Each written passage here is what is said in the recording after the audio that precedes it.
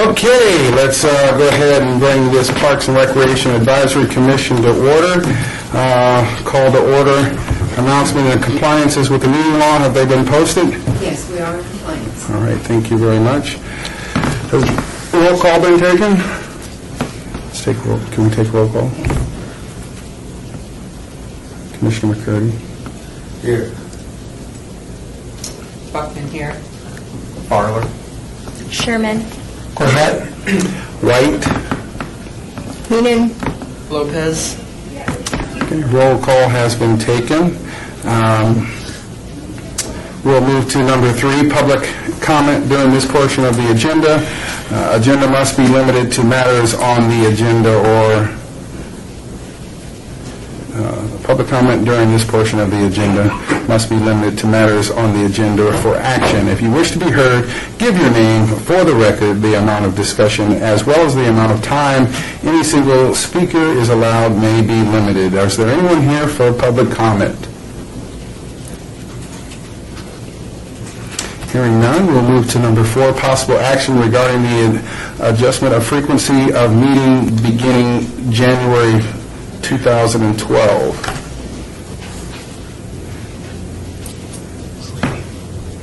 That is not on here. Who would like to? Okay, explain this to what you're talking about. That's what I'm looking to. Shall I assist, Malcolm? Yes, and also I'm not recognizing that we are approving the minutes. Minutes. They were not ready. That's why they're not on the agenda. Okay. Let me cover that too real quick. Lonnie Zimmerman, Deputy Director, Parks and Recreation, Secretary to the Board. The minutes with the turnaround time being so short, and then you guys will recall Candace Williams always took our minutes. She's been out on medical leave since the day after, so you guys will approve the minutes next time. We'll have those completed. And additionally, on the frequency that you'll find on your calendar, I think something we may have been lax over the past years, but it's typical to vote for the upcoming year on your frequency. I know in the past we've gone dark in the fall, so to for discussion to establish a schedule for you guys beginning in January 2012, effective through December 2012, as to whether you're going to vote to, obviously it's first Tuesdays 4 to 5, but are you guys going to meet once each month? You're going to take the summer dark, you're going to meet quarterly, that's up to you guys, but that's the intent of that. Okay? Right, and just typically, we've always had a discussion about it. I am a supporter of not going dark, but we typically go dark sometimes in the summertime through discussion of the board. So what I'd like to do is open it up for discussion. Any commissioners like to speak on this? I have a question. What does that mean, going dark? Going dark is a term for not having a meeting for that particular month. So the anticipation of not meeting that month. Well, what was the reason? Well, if we don't have a quorum, more than 8 people, people go on vacation, scheduled vacations. I leave in August. That's part of my vacation schedule. I'm gone half the month of August. So but I don't try to push going dark in August if everyone else is here. Does the board want to consider meeting bi-monthly, just the odd months, so that June, which is the meeting that's usually least attended, December, that's difficult to attend, and August would not be counted as they'd be even months? That would mean meeting in January, March, May, July, September, and November, and then going dark in February, April, June, August, October, and December. I would say no. And again, each commissioner has an opportunity to speak their own position on this. As I started out in the beginning, I'm a supporter of not going dark. I think in the past we've gone dark 1 or 2 of the summer months, and I think on the December, with the availability, if we still needed to call a meeting, we would still call a meeting if there was pertinent information that we needed to move on, or if there was like park naming or anything like that. So I know that's kind of been the process over the last 3 or 4 years. as well. You know, I like to bring some information in. This might help us make a good decision. Most of the time, the City of Las Vegas Parks and Recreation, we still do a lot of activities during the month of December for the holidays, in reference to outreach, reference to community events, reference to awards and stuff. Nothing that we did, not to the extent that we used to. We still, the concentration that you'll see, and if you recall last year, we went dark from December to January, so we only had a 3-week month. I believe there's some discussion of that this year, but I don't know where that stands. The majority of our emphasis is daily operations, just like we would right now. But during the holiday, or during the 2 weeks from Christmas typically to New Year's week, is we do have an increased summer camp, or holiday camp for the children who are out of school, but the parents that are still working. So we actually bump up some of our programming services at that time, even though we have a reduction in staff, both because of vacation and holiday season. We see our staff check out a little bit. So maybe, Malcolm, what we can do, I think in the month of December, we could go, dark based upon the activity, because most of the time, I think like last year, the government closed down. And if the government closed down, that means the December meeting of the city council was, I don't know, the city council. We still had council meeting. It just, we went dark from Christmas to New Year's. Everybody except for essential staff was not just our department, all 16 departments. That's what I'm saying. We're not here. Would anyone, well, there's two things that we can do. Then we can accept a motion from the board or commission, or we can table it for further discussion. I like to make a motion that we table this item for more discussion. All right, so a motion is made to, I would ask that, Did you want to table it? That means it'll be held indefinitely, or did you want to hold it in the To the next meeting, hold it in abeyance. hold it in abeyance to the next meeting. Okay. And I would encourage, with that, I would encourage everyone just to check their schedule and then,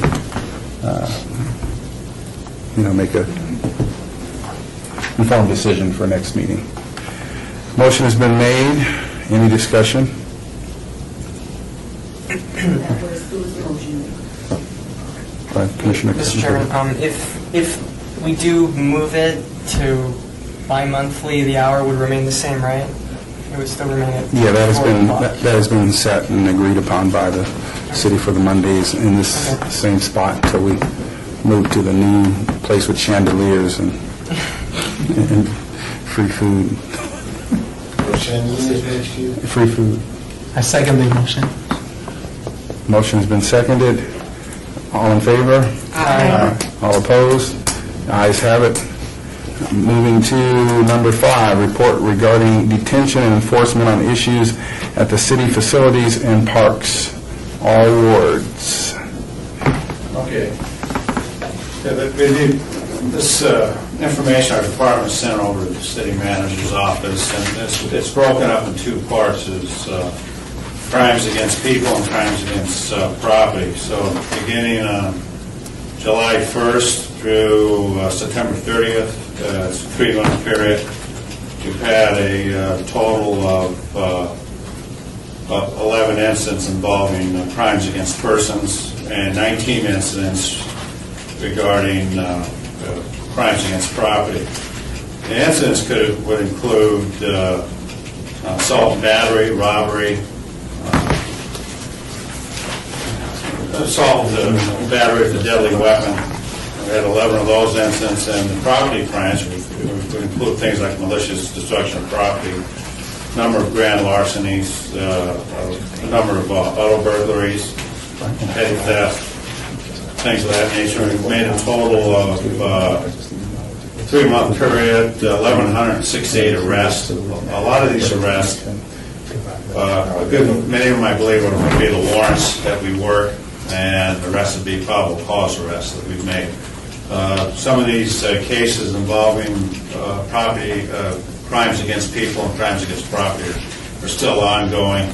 We have a the initial primary field unit, then you have a follow-up investigation with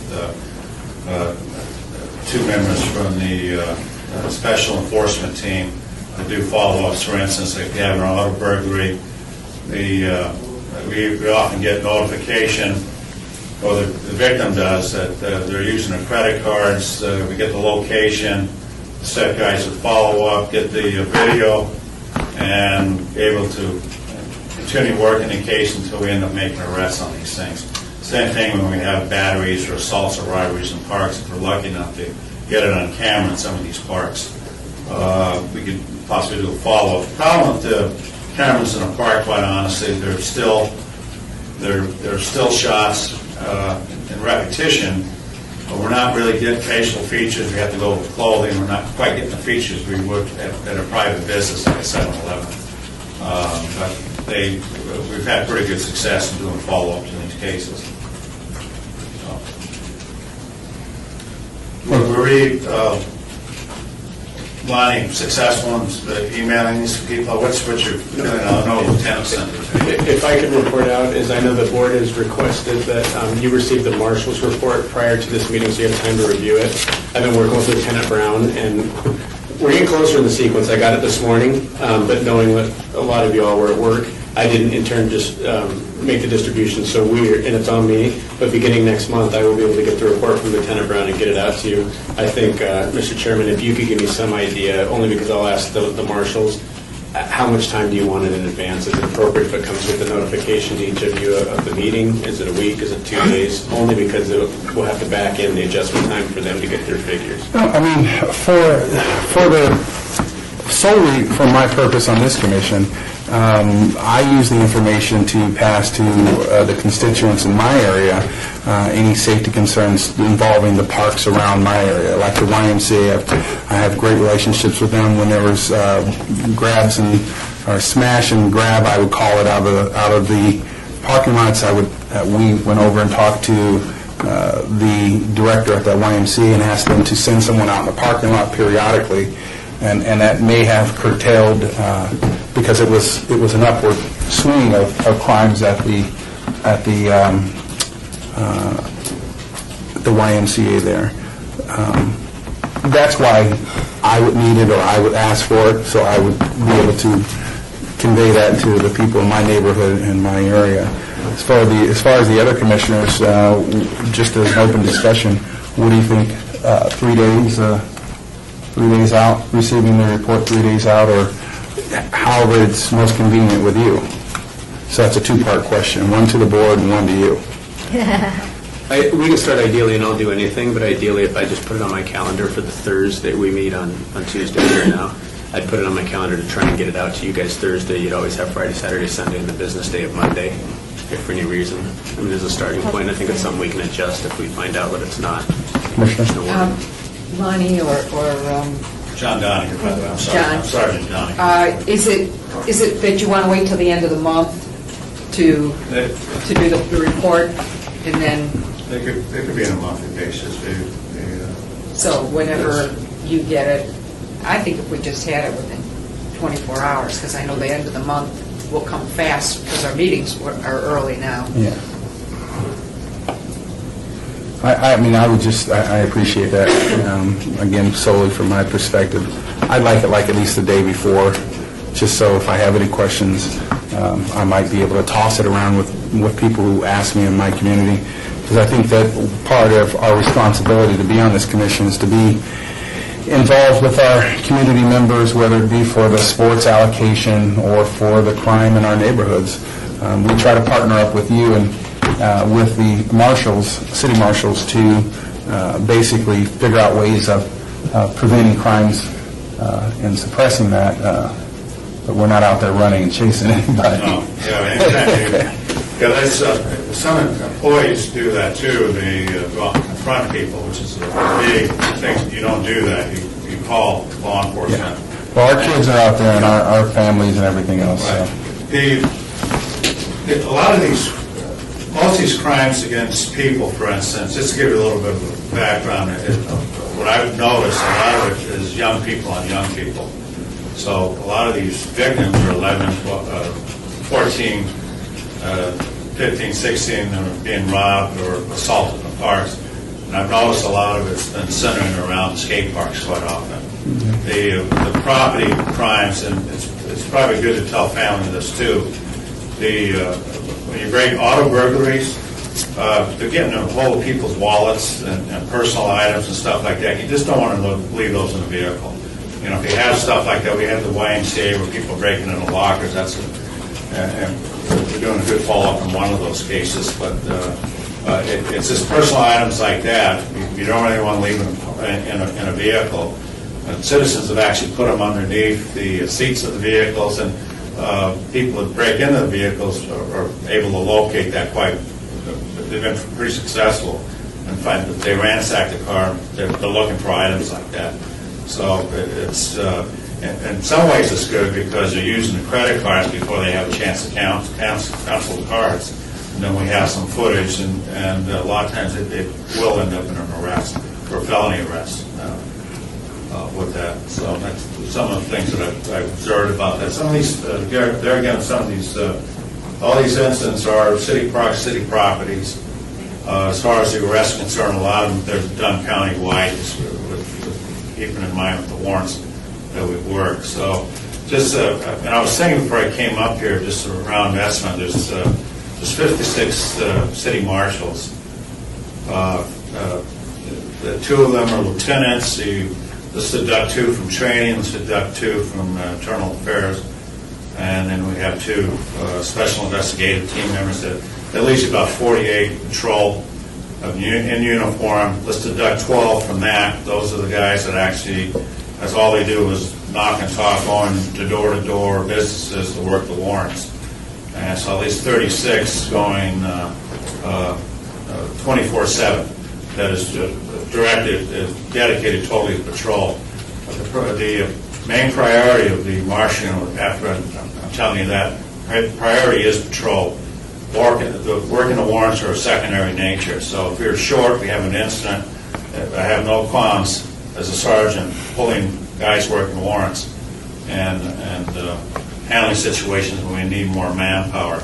The other thing too about patrol, as far as patrolling areas, the other thing we do would pick up warrants from other agencies. So you might have somebody assigned, we're broken up into 10 different sectors. You may have an officer get a call to meet an officer from Boulder City at the Gates Pass out there, or at the other end of the county. So that would take them out, take a little time, and they could satisfy the warrant there, or they end up having to book a person. That'll take some people from patrol at times. Can I ask you a question? Sure. You know, been there, done there. Even Metro have taken and sent people from detention to an area when they have a booking. So why couldn't the agency that you're booking, have you guys ever thought about letting the agency meet you in the city limits? No, we meet them halfway often. You see what I'm saying? Yeah. No, but see, they should come to the city and pick it up because of the fact you're doing them a favor. Yeah. So, and I'm saying that we are losing resources as far as I'm concerned. Right. That you go out of the city of Las Vegas jurisdiction to Boulder City. We don't go to Boulder Well, I'm City. just saying, I'm giving you so. an example. I don't care if it's halfway. Right. When you go out of the city limits, and I know being a peace officer 1 or 2, you are a peace officer for the state of Nevada. So Right. I understand that. Right. But what I'm saying to you is what I've seen Metro do. They have gotten detention, the jail, to have a paddy wagon to go to pick up the people when the patrolmen have arrested that person. Well, they too often have staffing issues too, and that's been discussed. And right now, I believe that's dead in the water because of their staffing needs as well. So,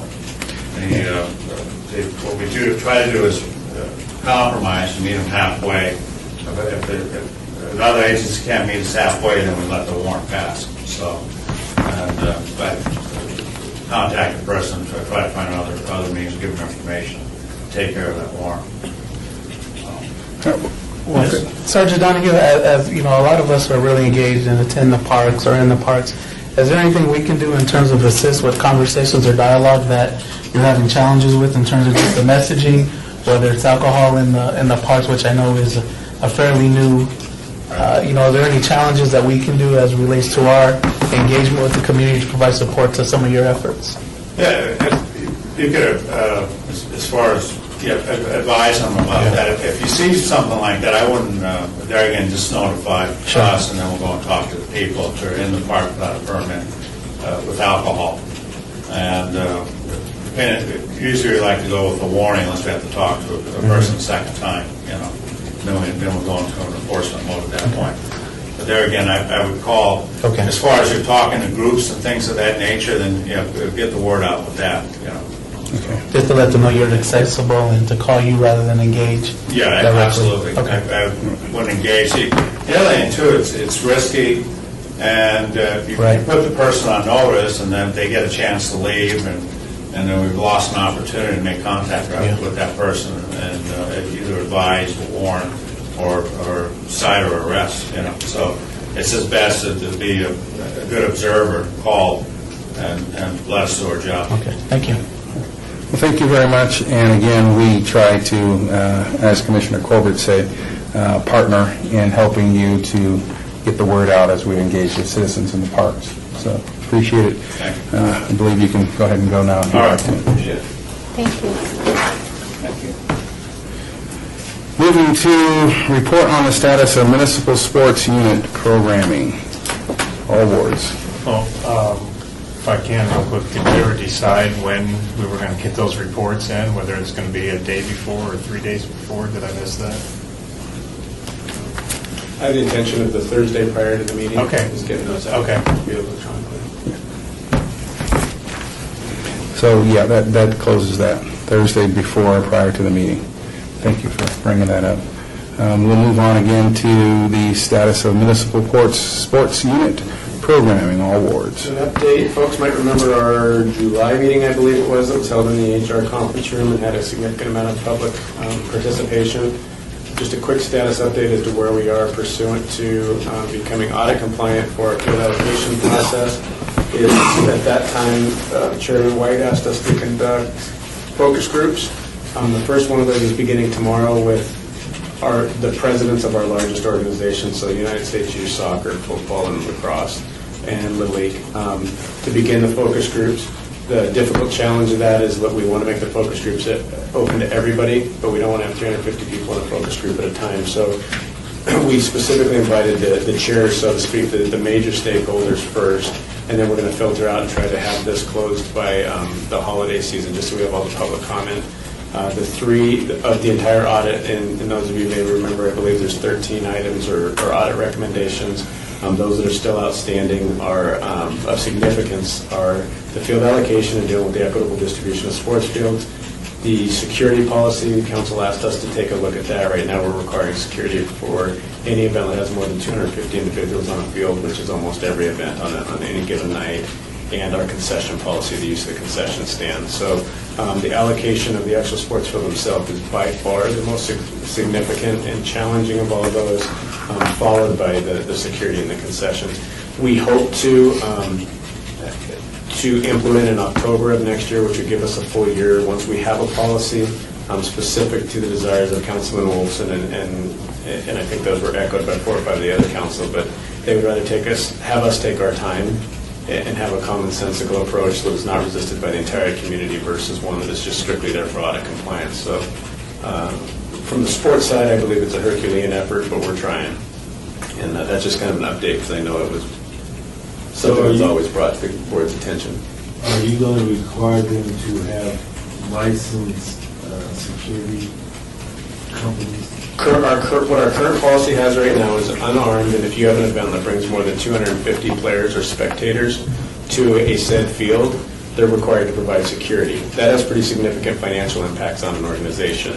And 250 people sounds like a lot, but when you look at a football team that's got 50 players on the team or 40 players, we're requiring that for every game, and that's putting a financial strain on some of those leagues. Additionally, one of the things in that too is we get the questions if we're having, what's posed to us is if we're having to provide all security for these events, what do the marshals do? So it's bringing a lot of departments against each other. The intention for security, the spirit of it when it first came out, was when people have tournaments and you're bringing 5, 10, 15,000 people in and out of a sports center on a day, that's a lot more demand into a park, and the marshals can't be at 6 different tournament locations. So if you're going to bring that kind of demand to our park, we're going to require you to have security. In our haste to get things audit compliant, the policy went out and it was all encompassing of almost everything we do on a field. So what we're trying to do now is rework that policy so that, again, it's commonsensical, but at the same time, we have the tournament organizers especially have responsibility for providing some security to the... And my hopes for the focus groups was that we would be able to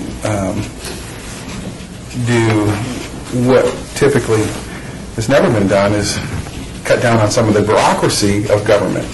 And by trying to, what I recognize as trying to become in compliance with this audit has created such bureaucracy for the simplicity of Parks and Leisure. And it is pricing people out of fun. And that's, I think, it was part of the response that we saw when we had those, 70, 80 people come to the meeting. So my hopes is that the focus groups will yield the city some responses that they can take action on. Mr. Chairman, Lonnie, would you just repeat where the meeting is and at what time, in case I get an email from LBSSA? Let me use my cheater. The first one tomorrow is tomorrow, which is October the 5th. Right.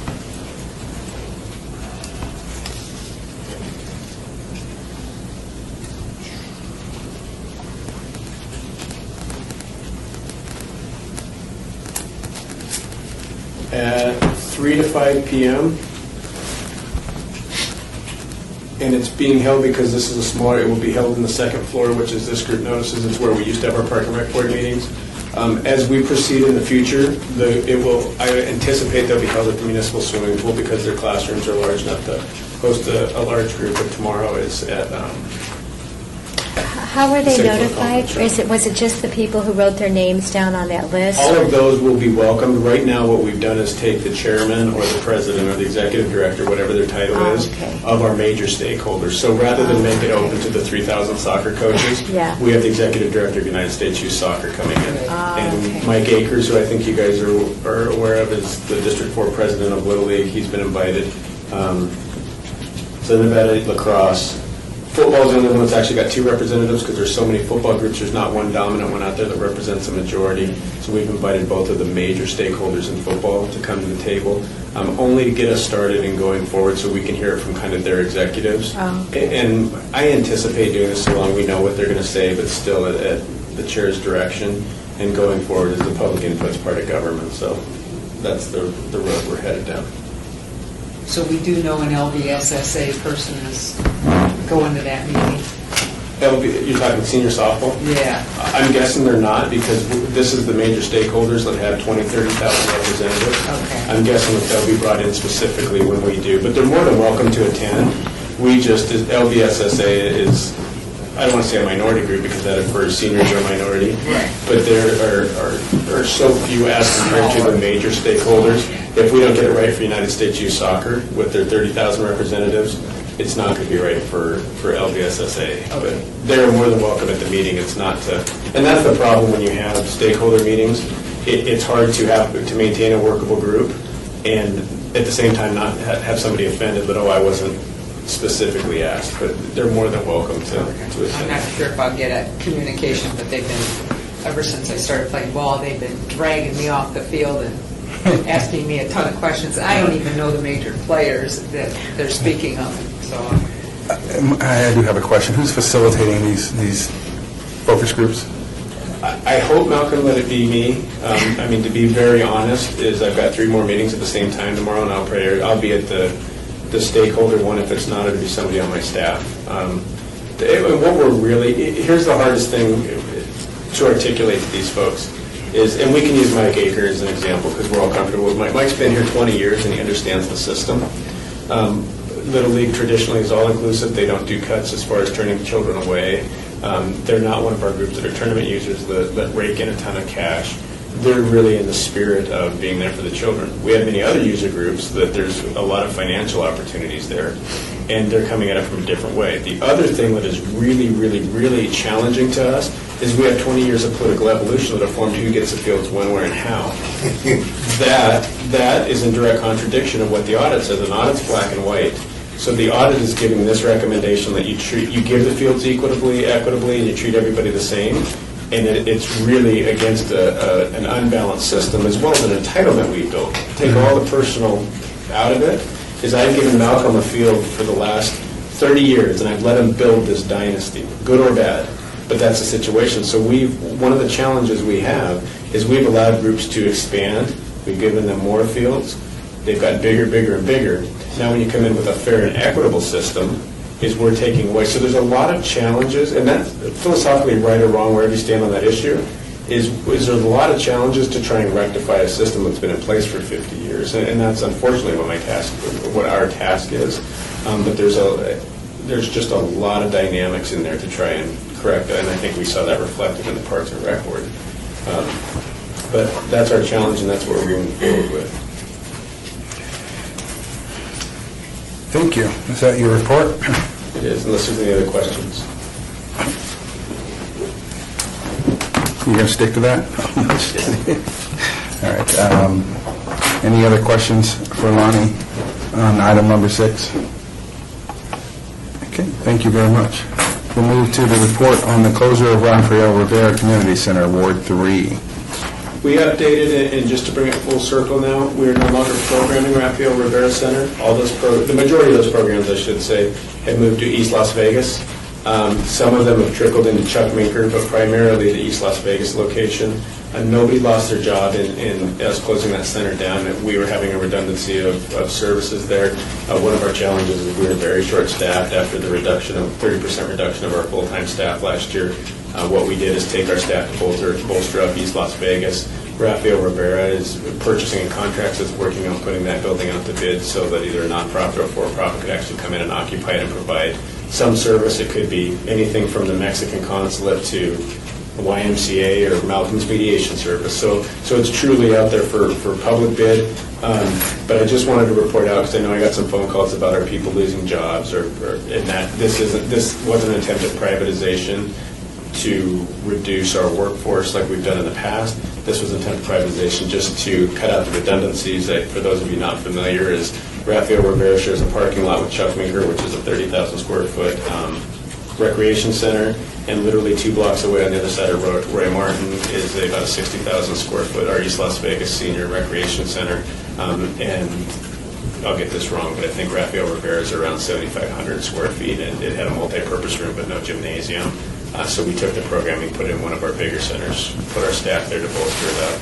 And just so the board is aware that if the center will go out to bid, and then purchasing contracts, I think, decision. Yeah, at first response, I was kind of taken aback by the closure of Rafael Rivera, but then as I thought about it a little bit more, when the city took the position of consolidating services and making that a full campus, they actually increased the usage for the East Las Vegas facility by not limiting it to just seniors.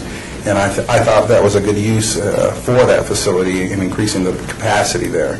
The only concern I have was that Rafael Rivera had those 2 tennis courts associated with it that were very seldom used, that could have been converted to free-playing basketball or something like that, because there was some interest when Commissioner Corbett and I went and did a walkthrough, because we typically will go through some of the parks or rec centers in his area, and he comes with me, and we just kind of visit. And that was part of the feedback from that staff there. So good job in consolidating. I would still hope that we considered the usage of those tennis courts. I think, Mr. Chairman, too, if I can, and only because I've experienced when you guys were going through the tennis court thing, too, is I think it was my experience on my side of the table that the recommendation to change those courts met some council resistance at the time, specifically one individual. certainly there for revisitation. We have a whole different culture in the council. I think the one thing, though, is we were visiting that during a pretty economically successful time. The first question now would be, that's fine to change them to ABC. Who's going to pay for it? What are the funds? Yeah. So I think just to be fair to put that out there, I can tell you from a programmatic standpoint, that there's not a lot of tennis being played at Rafael Rivera on those tennis courts. Can I ask you a question? Councilman Koff, have you heard what his philosophy is or what his concern about Rafael Rivera? Do you represent that area? 4-3, and so does Commissioner Lopez. Have you talked to the councilman? I have, but not Not regarding that center at all. If you want, I'll ask him about it. Huh? If you want, we'll talk about that. No, I mean, I was just asking. Oh, you. well, no, I haven't. I don't know what his feelings are on that. Commissioner McCurt, I did have a brief conversation. It wasn't specifically to that, but I know I'm in the process of meeting with him over the next couple of weeks. I think Mr. Lopez and I will get together and make sure we have that conversation. Yeah, just to see, just because I understand, how large is the community room is at that facility, you know, like multiple trophies? I can't remember, I haven't been in there long. I could look up square footage-wise, but it's probably 3 times the size of this room with the vaulted ceiling. I would say it's even just twice. It's small. I just want to say, because some of us toured it when it was first built and when it was open, and it is adjoining the Chuck Meeker, which is by far the grand recreational center. But I just want to clarify, Lonnie, that you really were just trying to save staffing funds by moving staff to 2 facilities nearby, but the actual programming isn't going to change that much. It's really just the way it's being staffed by making use of the 2 buildings that are more occupied and bigger and more purposeful. And not only the staff, I think it's too, one of our challenges has been, I mean, you guys know through the economic times, is we would run Yeah. programs at minimum capacities, and just a bad business decision. But what we want to do is we want to program out of a 60,000 square foot building, because here's worst case scenario, we're not successful. I would much rather have, and this is probably a bad example because we're on public record, but I would much rather have a 7,500 square foot building sit vacant than a 60,000 square foot Right. building on the corner of Stewart. I mean, that's the worst case example. So we're putting all of our, and not that there's any danger that we're not going to, we're going to blight the building. I think we need to be clear on that, or that we've got any intention of pulling out. But we really want the 60,000 square foot building to be successful, as we do, quite honestly, Chuck Meeker and Rivera. Their programs were dynamically different. One's a fitness center, the other's kind of youth-oriented and arts and crafts and a rec center. However, East Las Vegas is very much the same direction, 2 blocks away as what Rafael did, and it was very, you could create a niche market in Rafael. We had a very good system when track breaks were, when we were in 12-month schools, because we had a built-in youth audience that paid $55 a week. We could build in track breaks all year long. That's been a challenge not only at Rafael, but we've had to reinvent Cimarron Roads for that very reason, and we closed the Johnson track break reason, just because when the schools went back to 9 months, our built-in audience, which was where those buildings were built for, we don't have tracks anymore. So we could open them for summer camp. But yes, Lisa, so the staff didn't lose their job. We took the majority of the programming and put it over at East Las Vegas. So, I mean, it sounds to me like you did a really good cost-benefit analysis ratio of there really won't be a lot of disappointment to children because you're offering an alternative just really virtually across the street is what I'm hearing. Yes, but I think anytime, Lisa, that you move someone's cheese, I mean, we all kind of laugh about it in government, but literally I wouldn't be, as a parent, too upset about going 2 blocks away. Right. But we do build in some entitlements and some expectations, and we didn't have a lot of concern, but, you know, I think you could find somebody that just said, I don't understand why they moved it 3 blocks up the street, and I think a lot of people don't understand. You know, it costs money to keep those buildings Right. open. Oh, yeah. But Can I ask you another question? Maybe this might help smooth over on that. As you know, in the past, we have taken a lot of facilities and we have given sub-names to those initial names that was in those facilities. I think maybe the name of Rafael Rivera, is there any possibility that name could be associated with one of, like, you know, like we did some of the Darling Parks, we named different names after Tuvalu and, you know, and the same thing. So not to lose the name of Rafael Rivero, maybe the arts and craft facility at the Senior Citizen Center, could be named, or some. So what I would suggest is having a future discussion as they look at, or Lonnie looks at, or the administration looks at closing down Rafael Rivera, when you guys actually close that. I mean, so now that it's closed? Okay, so shifting for namesake, one of the flagship facilities, shifting and taking that name to Rafael Rivera. So whether it be the rec center, whether it be the basketball courts, or whether it be the pottery or the courtyard at the East Senior Center. The courtyard is a beautiful courtyard that has weddings and is rented. Might I too, if I could suggest, I don't know the intent nor the bidder. I don't know if, and it could be anybody, if it's Bob Sylvain's 501c3 charitable law firm that comes in, they might choose to still memorialize the building by the Rafael Rivera Center. So I think too is I need to work with real estate to find out if it could very well be part of the contract that they're going to hold the namesake. I don't know that to be true. And that's good. I mean, my point with one thing is that this name and the heritage of this name be maintained in the community. The structure of the City of Las Vegas Parks and Recreation, department. So, and then just so we can shorten this up and maintain the agenda, you can discuss that with facilities or with real property, however it's in your organization, and then possibly come back with us even just as a report for the next meeting, or the next meeting, or however you go, because it won't be something that will drop. How's that? Is that fair?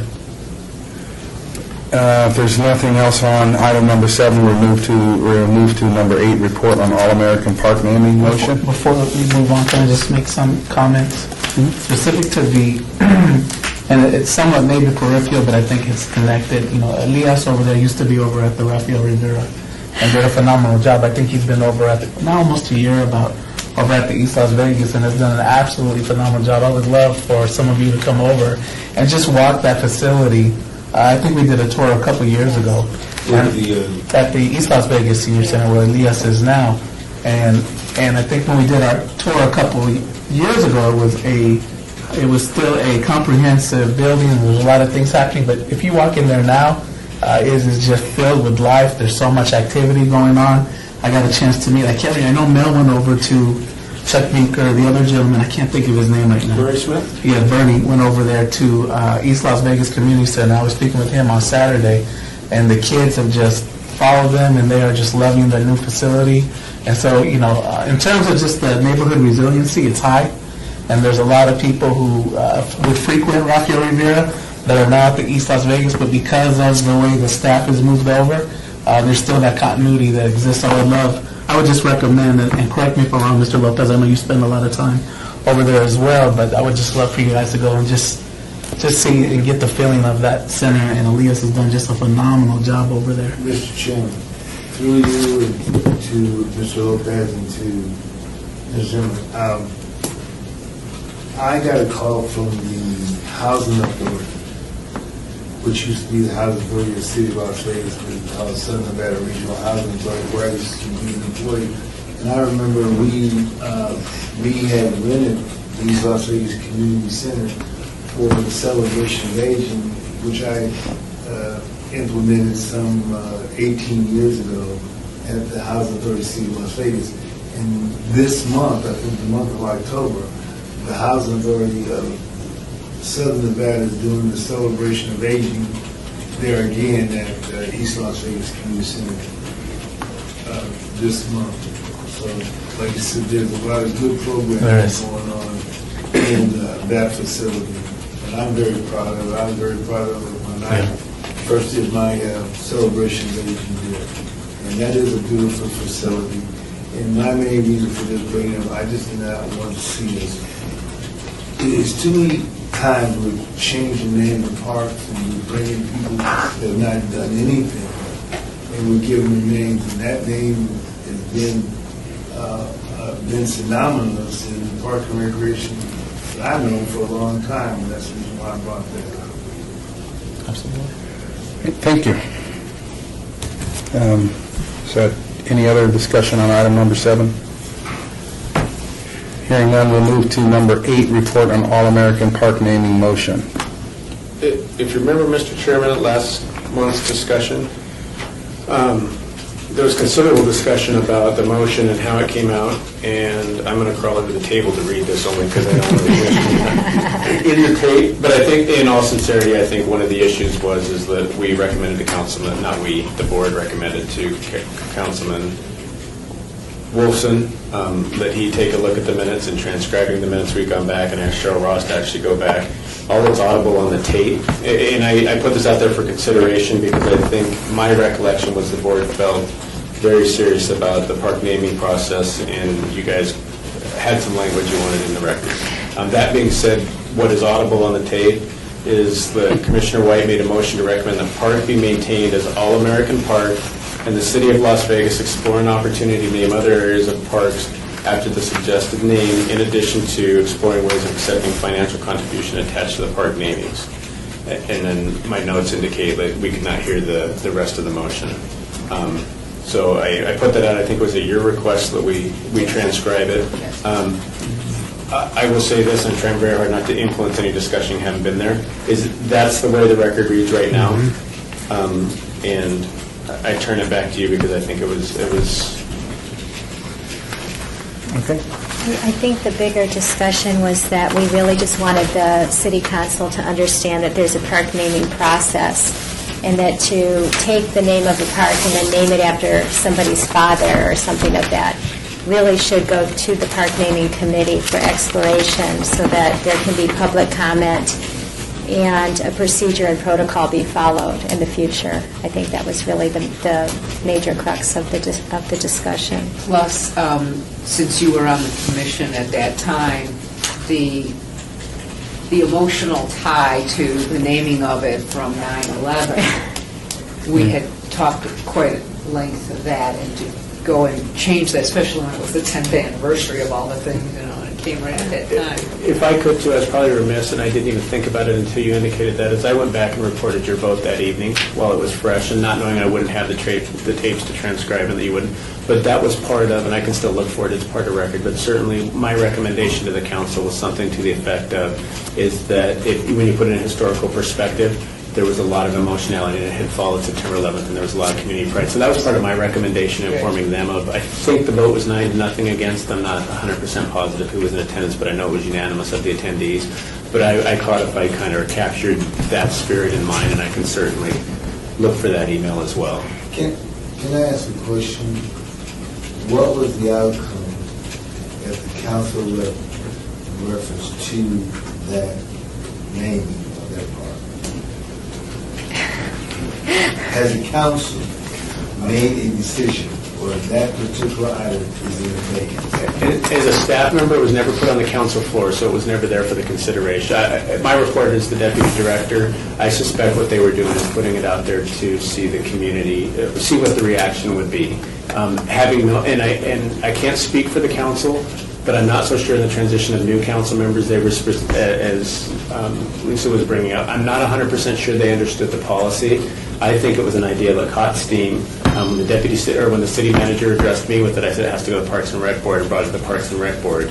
You voted unanimously against it. I would suspect, but don't know, this is just intuition, is once they saw the vote, they were educated on the system. Somebody asked, well, how does it work, and what does it mean by the board? And I really think it's an example of the cart getting in front of the horse. And once people understood the system, understood what happened to the vote, I don't think you're going to see this on the council floor. But I don't think it's not on the council floor. So to be able to answer your question specifically is because it was never on the council floor. It's not in abeyance. It's not under consideration. It's not under discussion. It was just never presented to them. So that means it wound up being nowhere. So, and just for the record, so that we don't get confused, the spirit of this discussion was that there's a process in place that has been selected for this commission to follow in naming parks. And for the record, we would like that process to be adhered to by the city council who have chosen to place us here in this commission. It's confusing, if any, to have them charge us as a commission to do certain things and then unknowingly forego the opportunity to use our expertise at this commission level. So that's just, for the record, clears up all confusion about why we were discussing this. And if it doesn't come back up again, that's great. It's frustrating over the past 10 years because this would be the second time that it has come up. The second time this has happened.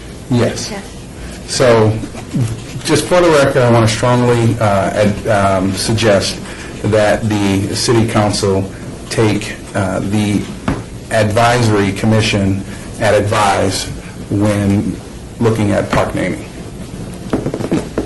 And if I could, Chair, and not to beat a dead horse, but only because even as the deputy director, when I go to speak with a councilman, it's not an update on all the things I've learned over the last, it's usually the issue of the day. I just wanted that to be on Yeah, record. and if I could encourage out there too, but you guys probably have more access about specific topics or more of an open-ended ability to approach a councilman and say, I was thinking, versus that's not the way it works in my world. It's usually they were thinking and calling me and I can't very well slip in, hey, by the way, this is how Parker, but I think in healthy dialogue when you guys check in, that's one of the things you guys are probably in a better position to educate our council people too, is that this is a sensitive issue and just maintain some historical perspective, because certainly each of them is going to be presented with, hey, I think it's a great idea to name a park after so-and-so.